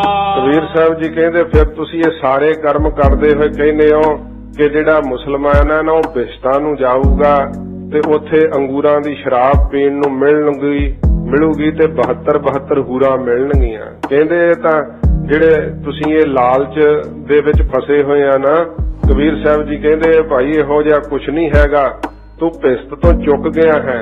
ਜਿਹੜੀ ਪਿਸਤ ਵਿੱਚ ਜਾਣ ਦੀ ਇੱਛਾ ਕਰ ਰਿਹਾ ਨਾ, ਤੇਰੇ ਕਰਮ ਤੈਨੂੰ ਪਿਸਤ ਤੱਕ ਨਹੀਂ ਲਿਜਾ ਸਕਣਗੇ, ਤੂੰ ਚੁੱਕ ਗਿਆ, ਰਹਿ ਗਿਆ ਪਿਸਤ ਵਿੱਚ ਜਾਣ ਤੋਂ। ਦੋਜਕ ਸਿਉ ਮਨ ਮਾਨਿਆ। ਤੇਰਾ ਜਿਹੜਾ ਮਨ ਹੈ ਨਾ ਉਹ ਕੁਕਰਮਾਂ ਵਿੱਚ ਲੱਗਾ ਹੋਇਆ, ਇਸ ਕਰਕੇ ਦੋਜ਼ਖ ਨਰਕਾਂ ਦੇ ਨਾਲ ਮੰਨਿਆ ਹੋਇਆ ਹੈ। ਇਹ ਸਾਧ ਸੰਗਤ ਜੀ ਵੇਖ ਲਓ, ਕੋਈ ਵੀ ਧਰਮ ਹੈ ਨਾ, ਕੋਈ ਵੀ ਧਰਮ ਸੰਸਾਰ ਦਾ, ਜਿਹੜੇ ਕਾਮਰੇਡ ਆ ਉਹਨਾਂ ਦੀ ਨਹੀਂ ਗੱਲ, ਜਿਹੜੇ ਕੋਈ ਵੀ ਧਰਮ ਹੈ ਉਹ ਇਹ ਆਪਣੇ ਧਰਮ ਵਿੱਚ ਮੰਨਦੇ ਹੀ ਹੈ ਕਿ ਜਿਹੜੇ ਬੁਰੇ ਕਰਮਾਂ ਨੂੰ ਕਰਦੇ ਆ ਉਹ ਭਾਈ ਨਰਕਾਂ 'ਚ ਪੈਂਦੇ ਆ, ਜਿਹੜਾ ਕੋਈ ਚੰਗੇ ਭਲੇ ਕਰਮ ਕਰਦਾ ਉਹ ਸਵਰਗਾਂ 'ਚ ਪੈਂਦਾ ਹੈ, ਜੇ ਉੱਥੇ ਪਹੁੰਚ ਜਾਂਦਾ ਸੁੱਖ ਭੋਗਦਾ ਹੈ। ਪਰ ਸਤਿਗੁਰੂ ਪਾਤਸ਼ਾਹ ਜੀ ਮਹਾਰਾਜ ਦੀ ਬਾਣੀ ਕਹਿੰਦੀ ਹੈ ਕਿ ਜਿਹੜਾ ਭਾਈ ਨਾਮ ਜਪਦਾ, ਸਿਮਰਨ ਕਰਦਾ, ਸੁਰਗ ਨਰਕ ਕਹਿੰਦੇ ਆ ਦੋ ਰਾਦੇ, ਇਹ ਦੋਵੇਂ ਹੀ ਰੱਦ ਕਰ ਦਿੰਦੇ ਆ। ਤੇ ਉਹ ਕਿੱਥੇ ਪਹੁੰਚਦੇ ਆ? ਉਹ ਸੱਚਖੰਡ ਪਹੁੰਚ ਜਾਂਦੇ ਆ, ਜਿੱਥੇ ਮਹਾਰਾਜ ਦਾ ਆਪਣਾ ਵਾਸ ਹੈ। ਕਿਉਂਕਿ ਸਵਰਗ ਚੋਂ ਵੀ ਦੇਵਤੇ ਡਿੱਗ ਪੈਂਦੇ ਆ, ਜਿਵੇਂ ਨੌਖ ਰਾਗਜੇ ਵਰਗੇ ਡਿੱਗ ਪਏ ਸੀ, ਸੱਪ ਬਣ ਗਏ ਸੀ, ਉਹ ਲੰਮੀ ਐ ਸਾਖੀ। ਇਸ ਤਰ੍ਹਾਂ ਕਹਿੰਦੇ ਆ ਦੋਜ਼ਖ ਸਿਉ ਮਨ ਮਾਨਿਆ, ਜਿਹੜੇ ਤੇਰੇ ਕਰਮ ਹੈ ਮਨ ਦੇ ਅੰਦਰ ਵਿਕਾਰਾਂ ਵਾਲੇ, ਭੈੜੇ, ਕਪਟ ਤੇ ਛਲ ਭਰਿਆ ਹੋਇਆ, ਕਹਿੰਦੇ ਇਹਦਾ ਤੇਰਾ ਦੋਜ਼ਖਾਂ ਨਾਲ ਮਨ ਮੰਨਿਆ ਹੋਇਆ, ਨਰਕਾਂ 'ਚ ਜਾਵੇਂਗਾ, ਇਹ ਕਾਜੀ ਸਾਹਿਬ ਭਿਸਤ 'ਚ ਨਹੀਂ ਜਾ ਸਕਦਾ ਹੈ। ਇਸ ਪ੍ਰਕਾਰ ਸਾਧ ਸੰਗਤ ਜੀ ਨਾ ਤਾਂ ਗੁਰਮੁਖ ਨਰਕ ਤੋਂ ਡਰਦੇ ਐ, ਨਾ ਸਵਰਗਾਂ ਵਿੱਚ ਅੰਗੂਰਾਂ ਦੀ ਸ਼ਰਾਬ ਦੀ ਲਿਪਸਾ ਰੱਖਦੇ ਐ, ਉਹਨਾਂ ਨੂੰ ਕੋਈ ਇੱਛਾ ਨਹੀਂ ਸਵਰਗ ਦੇ ਭੋਗਾਂ ਦੀ ਵੀ। ਕਹਿੰਦੇ ਮਹਾਰਾਜ ਸੱਚੇ ਪਾਤਸ਼ਾਹ ਤੇਰੀ ਪ੍ਰੀਤ ਚਾਹੀਦੀ ਹੈ, ਸਾਨੂੰ ਤਾਂ ਨਾ ਨਰਕਾਂ ਦਾ ਭੈ ਹੈ, ਨਾ ਸਵਰਗਾਂ 'ਚ ਜਾਣ ਦੀ ਕੋਈ ਲਾਲਸਾ ਹੈ, ਸਾਨੂੰ ਤਾਂ ਤੇਰਾ ਪਿਆਰ ਚਾਹੀਦਾ ਹੈ। ਇਹ ਸਾਧ ਸੰਗਤ ਜੀ ਸੱਚੇ ਪਾਤਸ਼ਾਹ ਜੀ ਮਹਾਰਾਜ ਦਾ ਉਪਦੇਸ਼ ਹੈ। ਭਗਤ ਕਬੀਰ ਸਾਹਿਬ ਜੀ ਕਹਿੰਦੇ ਭਾਈ ਕਰਮ ਵੇਖਣੇ ਚਾਹੀਦੇ ਆ, ਤੇਰੇ ਕਰਮ ਤਾਂ ਐਸੇ ਹਨ ਕਿ ਅੰਦਰੋਂ ਤਾਂ ਮੈਲ ਭਰੀ ਹੈ ਤੇ ਬਾਹਰੋਂ ਕਹਿੰਦਾ ਕਿ ਮੈਂ ਭਿਸਤਾਂ 'ਚ ਜਾਣਾ। ਕਹਿੰਦੇ ਭਿਸਤ ਤੋਂ ਤੂੰ ਚੁੱਕ ਗਿਆ, ਉੱਥੇ ਨਹੀਂ ਜਾ ਸਕਦਾ ਕਿਉਂਕਿ ਤੇਰੇ ਕਰਮ ਨਹੀਂ ਚੰਗੇ। ਤੇ ਦੋਜ਼ਖ ਸਿਉ ਮਨ ਮਾਨਿਆ, ਤੇਰਾ ਮਨ ਤਾਂ ਭਾਈ ਨਰਕਾਂ ਦੇ ਨਾਲ ਮੰਨਿਆ ਹੋਇਆ। ਇਹ ਉਪਦੇਸ਼ ਸਾਧ ਸੰਗਤ ਜੀ ਕਬੀਰ ਸਾਹਿਬ ਦੇ ਸ਼ਬਦ ਅੰਦਰ ਆਇਆ ਹੈ। ਮਹਾਰਾਜ ਸੱਚੇ ਪਾਤਸ਼ਾਹ ਜੀ ਕਿਰਪਾ ਕਰਨ, ਹਜ਼ੂਰ ਦਾ ਅੰਮ੍ਰਿਤ ਉਪਦੇਸ਼ ਹਿਰਦੇ 'ਚ ਵਸੇ, ਹੋਈਆਂ ਭੁੱਲਾਂ ਬਖਸ਼ ਲੈਣੀਆਂ। ਸਾਧ ਸੰਗਤ ਜੀ ਅੱਜ ਪਾਵਨ ਦਰਬਾਰ ਦੇ ਅੰਦਰ ਤੁਸੀਂ ਸੱਜ ਕੇ ਜੋ ਕਥਾ ਸਰਵਣ ਕਰ ਰਹੇ ਹੋ, ਮਹਾਰਾਜ ਸੱਚੇ ਪਾਤਸ਼ਾਹ ਜੀ ਦਾ ਉਹ ਪਵਿੱਤਰ ਸਰੂਪ ਪ੍ਰਕਾਸ਼ਮਾਨ ਹੈ ਜੋ ਸਿੰਘ ਸਾਹਿਬ ਬਾਬਾ ਦੀਪ ਸਿੰਘ ਸਾਹਿਬ ਜੀ ਨੇ ਆਪਣੇ ਪਵਿੱਤਰ ਹਸਤ ਕਮਲਾਂ ਨਾਲ ਸੱਚੇ ਪਾਤਸ਼ਾਹ ਜੀ ਦੀ ਬਾਣੀ ਲਿਖੀ ਅਤੇ ਤਖਤ ਸਾਹਿਬ ਤੇ ਉਹ ਪਾਵਨ ਸਰੂਪ ਯਾਦਗਾਰ ਵਜੋਂ ਪੰਥ ਦੀ ਧਰੋਹਰ ਵਜੋਂ ਸਾਧ ਸੰਗਤ ਜੀ ਸੁਭਾਇਮਾਨ ਹੈ। ਤੋਂ ਕੱਲ ਮਹਾਰਾਜ ਜੀ ਦਾ ਗੁਰਤਾ ਗੱਦੀ ਪੁਰਬ ਹੈ, ਕੱਲ ਨੂੰ ਵੀ ਸ੍ਰੀ ਗੁਰੂ ਗ੍ਰੰਥ ਸਾਹਿਬ ਜੀ ਮਹਾਰਾਜ ਦੇ ਪ੍ਰਕਾਸ਼ ਹੋਣਗੇ। ਤੋਂ ਆਪ ਅੱਜ ਉਸ ਪਾਵਨ ਸਰੂਪ ਦਾ ਦਰਸ਼ਨ ਕਰ ਰਹੇ ਹੋ ਜੋ ਬਾਬਾ ਦੀਪ ਸਿੰਘ ਸਾਹਿਬ ਜੀ ਮਹਾਰਾਜ ਨੇ ਆਪਣੇ ਹੱਥਾਂ ਨਾਲ ਇਹ ਪਾਵਨ ਸਰੂਪ ਲਿਖਿਆ ਸੀਗਾ। ਤੋਂ ਸੱਚੇ ਪਾਤਸ਼ਾਹ ਮਹਾਰਾਜ ਕਿਰਪਾ ਕਰਨ, ਹੋਈਆਂ ਭੁੱਲਾਂ ਬਖਸ਼ ਲੈਣੀਆਂ ਜੀ। ਤੂੰ ਨਾ ਪਾਕ ਪਾਕ ਨਹੀਂ ਸੁਝਿਆ, ਤਿਸ ਕਾ ਮਰਮ ਨਾ ਜਾਣਿਆ। ਕਹੇ ਕਬੀਰ ਪਿਸਤ ਤੇ ਚੂਕਾ, ਦੋਜ਼ਖ ਸਿਉ ਮਨ ਮਾਨਿਆ। ਵਾਹਿਗੁਰੂ ਜੀ ਕਾ ਖਾਲਸਾ, ਵਾਹਿਗੁਰੂ ਜੀ ਕੀ ਫਤਿਹ। ਇਹ ਅਚੁੱਤ ਹੈ ਪਾਰ ਬ੍ਰਹਮ, ਅਬਿਨਾਸੀ ਅਗਨਾਸ। ਇਹ ਪੂਰਨ ਹੈ ਸਰਬ ਮੈਂ, ਦੁਖ ਭੰਜਨ ਗੁਣ ਤਾਸ। ਇਹ ਸੰਗੀ